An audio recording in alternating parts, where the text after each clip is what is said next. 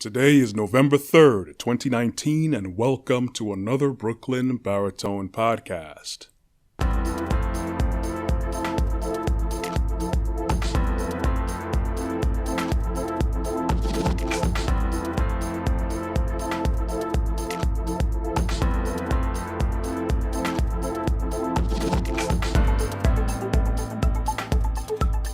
Where are we?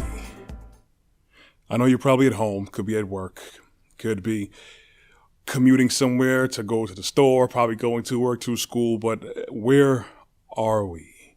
I take that from a well-known question, why one of the most first known famous questions. I'm going to get into that in a second. When I say where are we, looking at everything as a society as a whole, culturally, morally, ethically, spiritually, which of course affects us where we are physically and mentally and financially.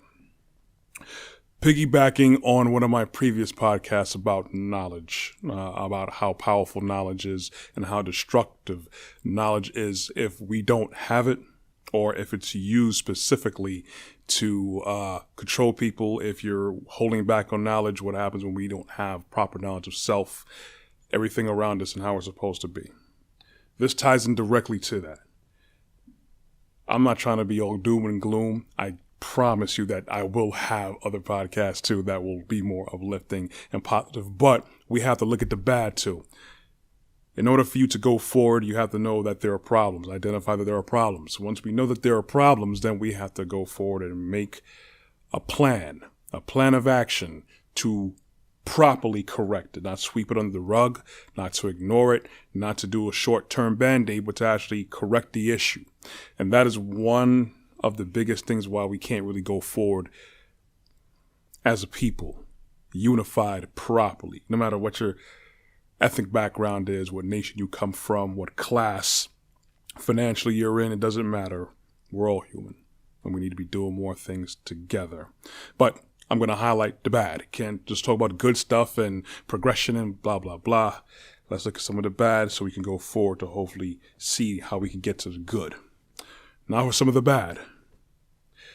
America spends more per capita on incarceration than we do on education.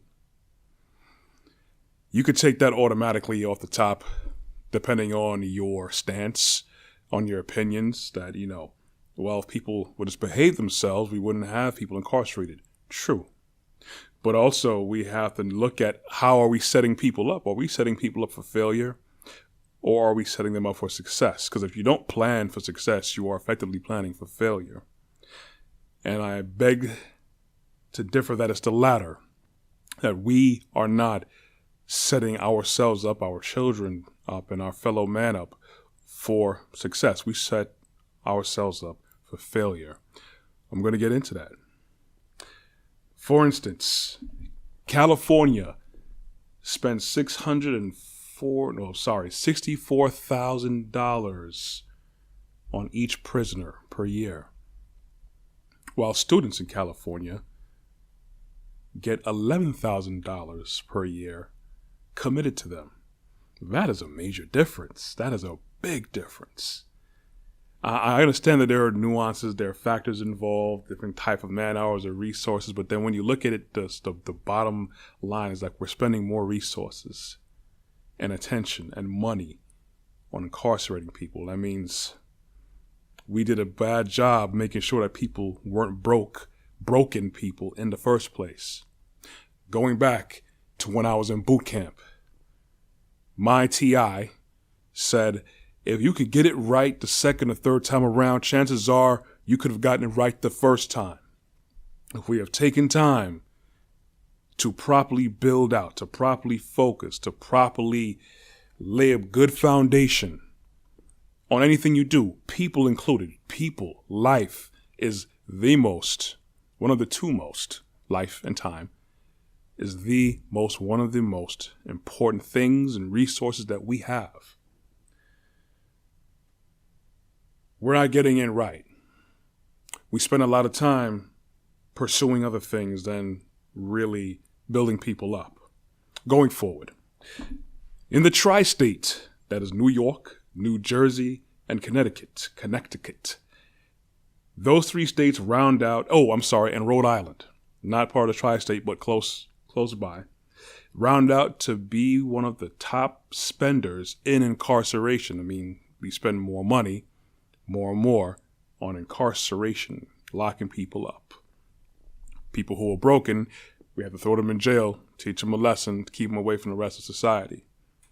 As if the rest of society knows how to behave themselves. Again, I'm going to go into that more as we progress. Another stat.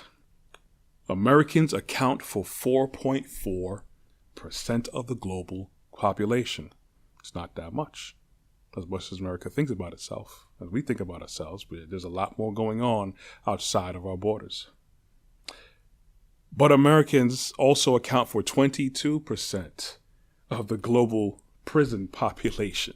So we're only 4.4% of the global population, but we are 5 times more when we compare ourselves to the rest of the global. That's a quarter. We're taking a quarter, basically, of the prison population of people who we have incarcerated within our borders.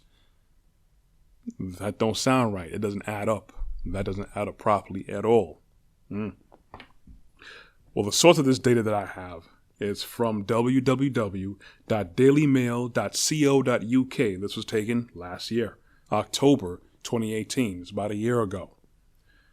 Okay, all of these statistics, it reflects our ethical and spiritual shortcomings as individuals, as a culture, and as governments.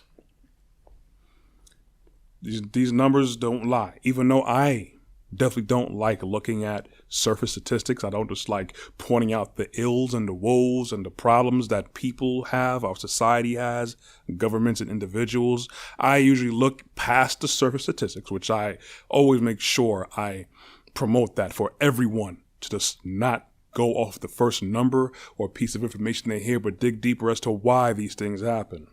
I don't like just looking and pointing blame at just any person or persons, even though, yes, we all are accountable because we have our own free will and we have our choices that we do actually set out to make, even though people can be coerced, can be influenced, can be pushed, can be conditioned to make certain decisions, whether they're good or bad. Okay? Now, America is known for the land of opportunity. It is. Many beautiful things about this country that are still here in this country, many beautiful people. A lot of beautiful experiences and opportunities are here that you can't really afford or get anywhere else. Maybe more restrictive. At the same time, we afford people, I'm going to call it maybe a dangerous luxury of expressing themselves freely, a little too free. Because what we don't understand is that we think we have freedom of speech and pretty much do what we want to do, how we want to do it. There's repercussions because we are still tied to the laws of this life, this existence, this earth, this galaxy, universe, whatever you want to call it or look at it. There's order, a specific order, and there's rules to it. And many people may not want to think so because I always talk about Elohim. Believe strongly in Elohim and Yeshua.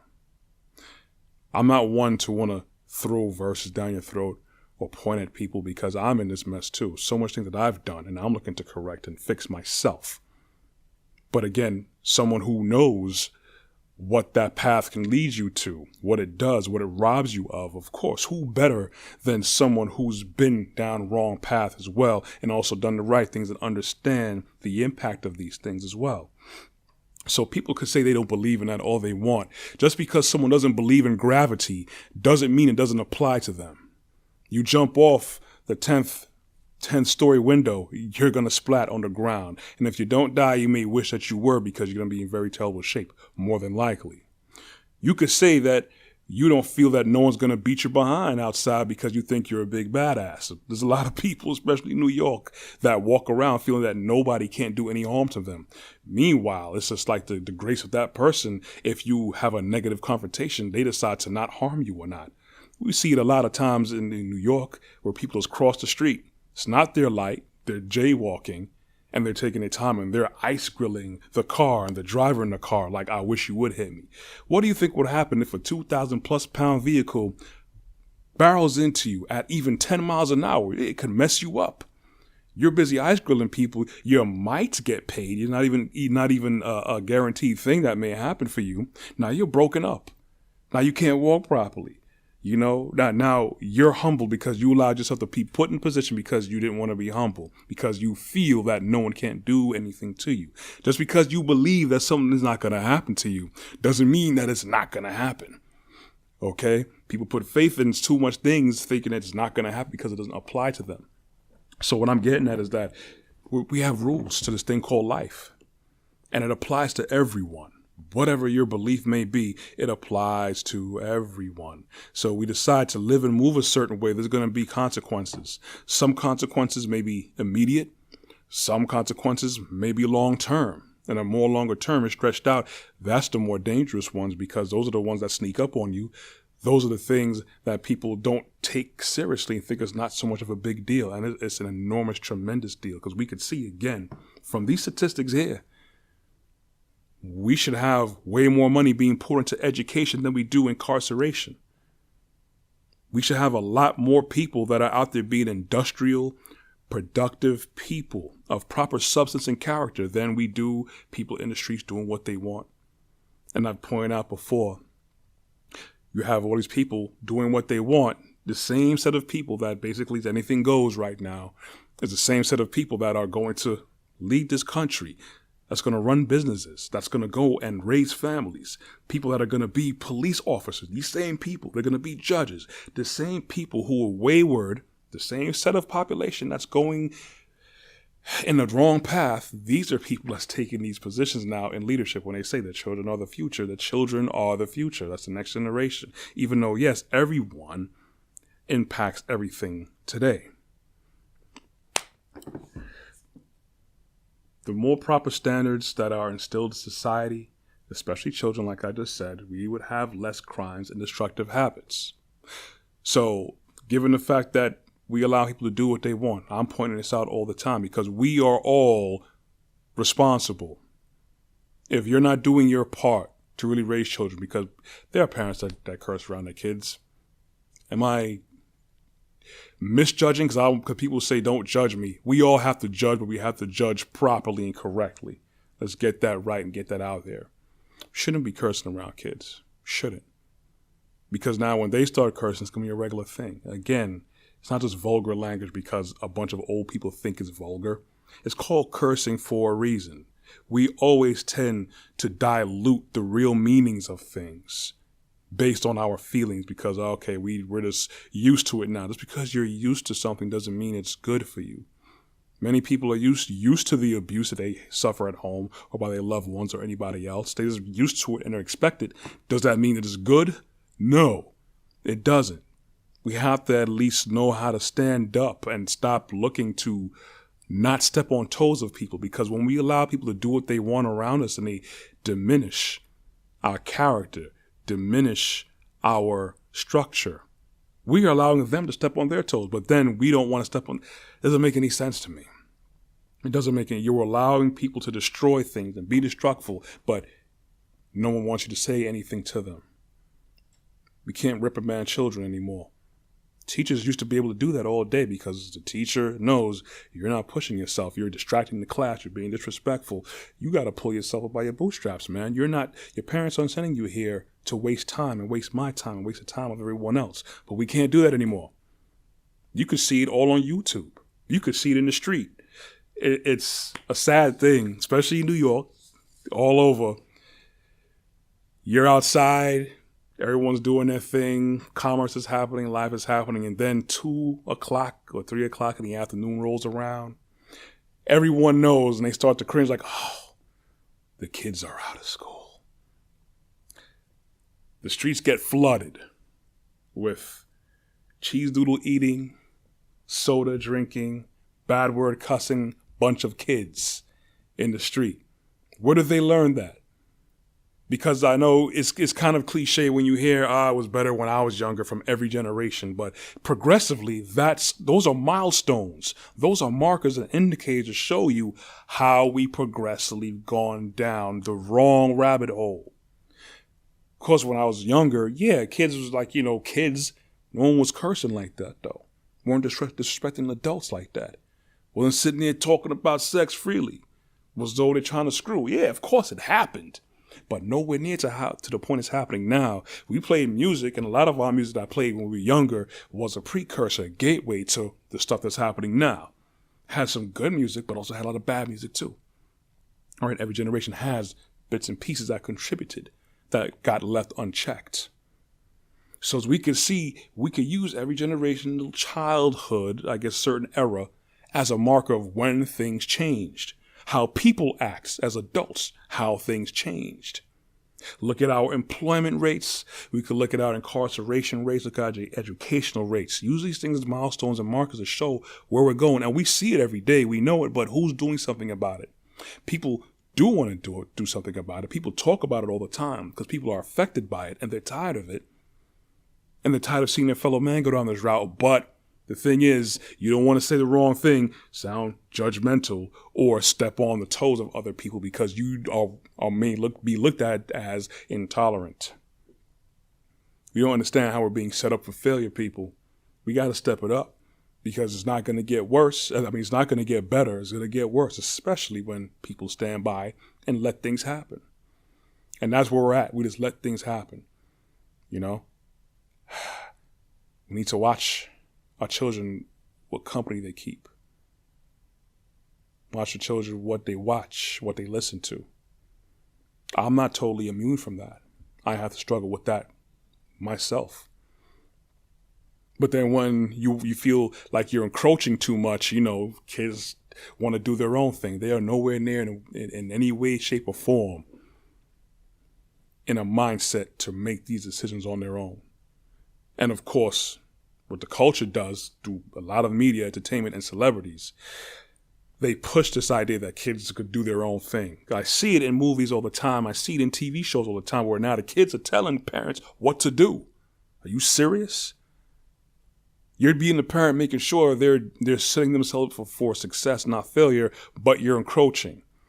People may even call it child abuse if you discipline your child. I'm not even talking about physically hitting your child. If you put them time out, take away their phone, take away their privileges, that's where we're at, where we want to do what we want to do and think there are no repercussions, man.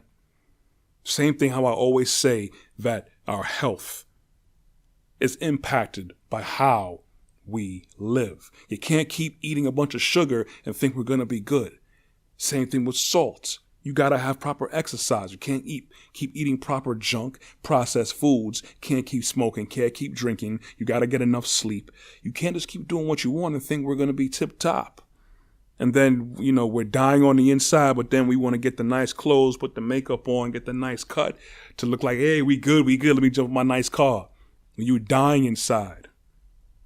These statistics show that we're dying inside and we're just going, what people say, to hell in a handbasket. We have to wake up and we have to get standards. Somebody got to do it. So if you're not part of the solution, you're part of the problem. At least, if anything, see what's wrong. And I always say, you may not be able to directly affect how you want people or peoples to the capacity to make proper change, but you can control you. People will look at you for how you move. People will know that you have standards.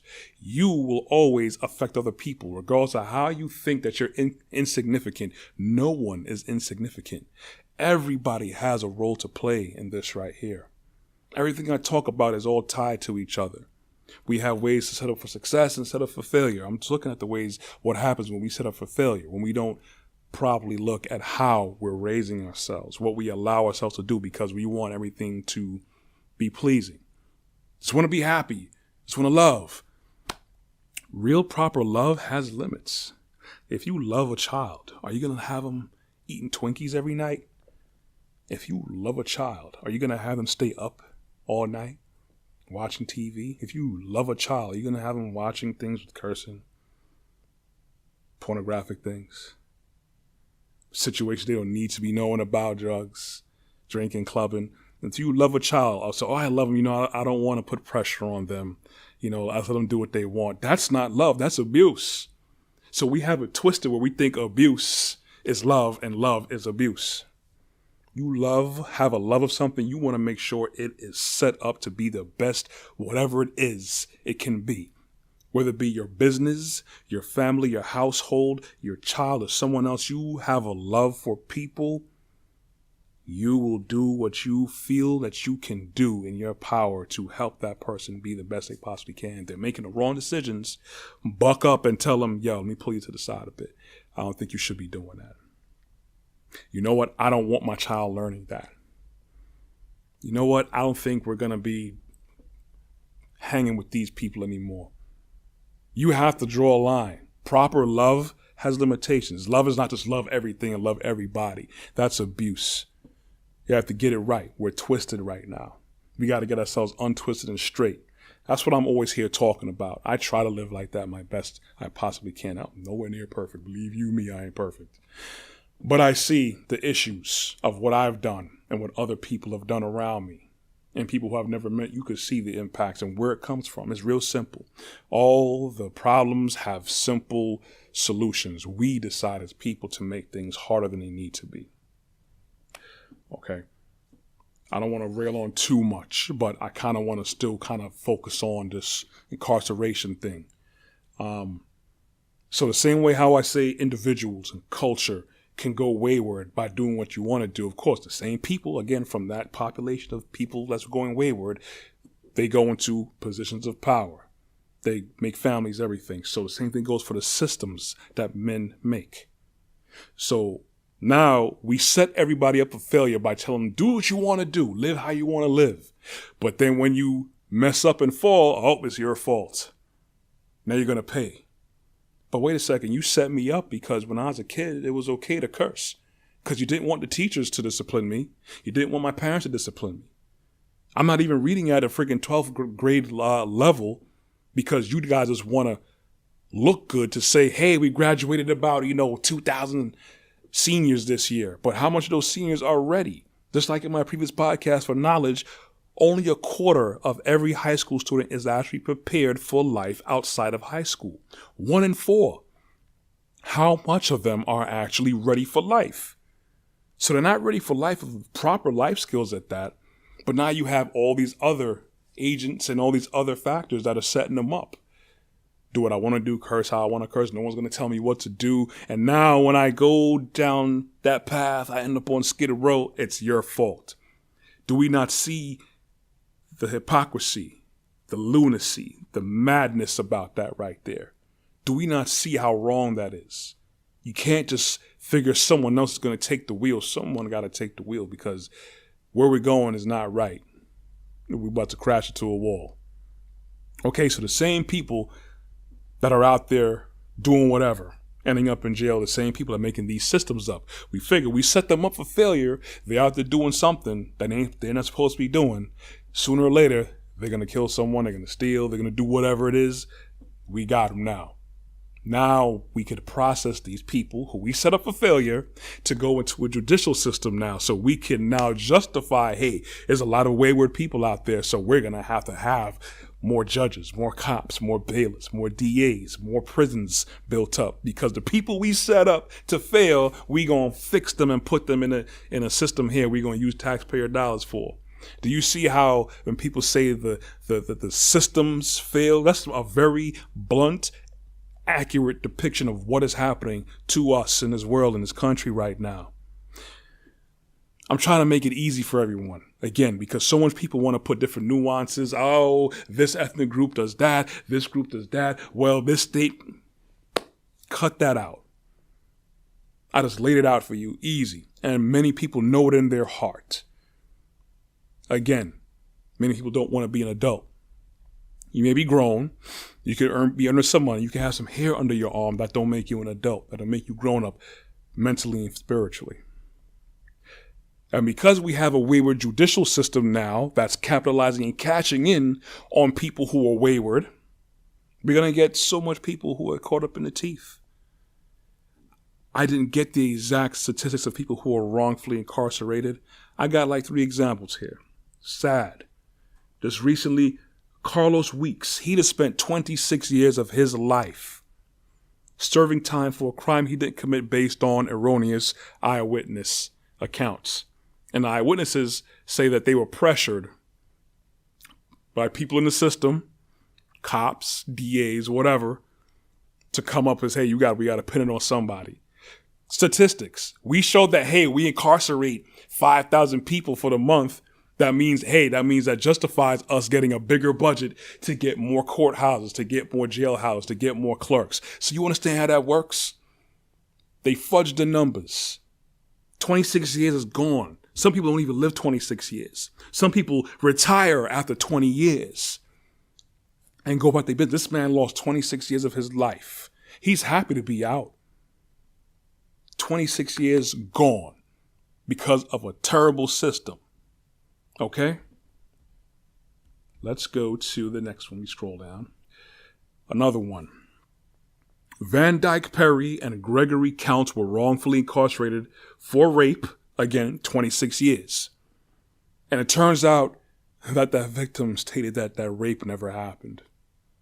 The 26 years of these 2 men's lives are gone. They could have gone to the military and retired with full benefits. They could have worked for governments or municipal places or even private companies. They could have retired or on their way to retirement. Could have raised kids that were ready for college and to open up their own businesses. 26 years gone. This last one I have here, Tall Bear, a member of an Iowa tribe, was wrongfully incarcerated. Again, I don't know what's up with this number here. I got to do some research on 26 years for murder from erroneous eyewitness accounts. If we had real proper justice, these men wouldn't have never served this time they did. We're setting people up for failure, and then we throw them to a system that has nothing but cracks and corruption and faulty statistics. I know about statistics because I've worked in a couple of places and industries that dealt specifically with statistics. So I know how people like to fudge the numbers or like to pepper certain numbers or only concentrate on certain numbers to get their agenda across. And us, we're not willing to do any type of proper research. We figure that we're just going to leave it to the professionals. And if you're in jail, that means you deserve to be in jail. That's the mentality. So much people get caught up in the system. So much people that are in jail that shouldn't be in there. At the same time, there are people that do deserve to be locked away, that do deserve to have some sort of punishment or penalty for what they've done to other people. So it's on both sides of the coin. It's a two-edged sword that cuts both ways. It's people. We have to get our standards together.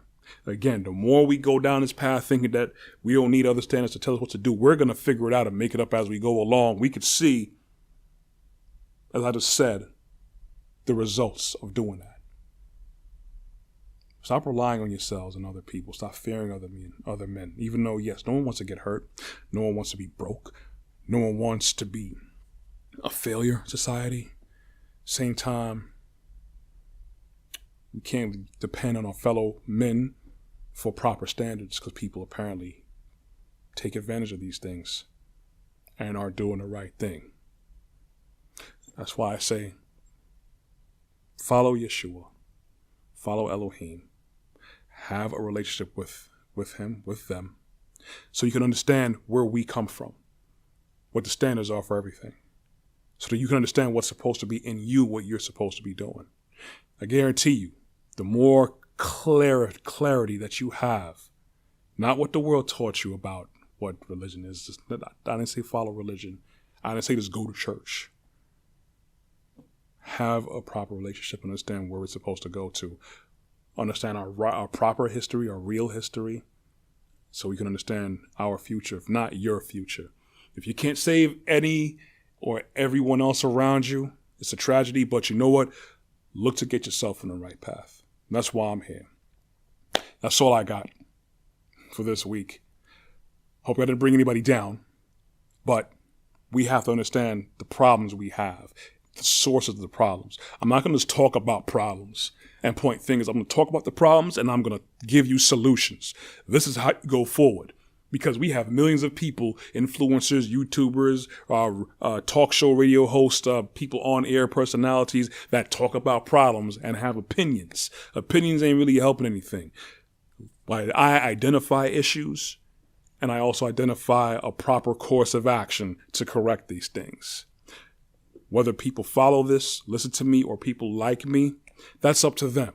My job is to put it out there. I put it out there. I guarantee you I'm going to look to bring more pleasant things, no more doom and gloom. But, again, we have to take the good and the bad and make the most of it. Take them both, and there you had the facts of life. Thank you for listening. Make sure you subscribe to my YouTube channel, Brooklyn Baritone, Corey Ashley. Also visit my website, www.brooklynbaritone.com. I am on Facebook. I am on Instagram. You can also check out my podcast on Google Play Store and the iTunes Apple Store. Thank you for listening. We'll hear from you next week. Talk to you next week. Be blessed. Love you all.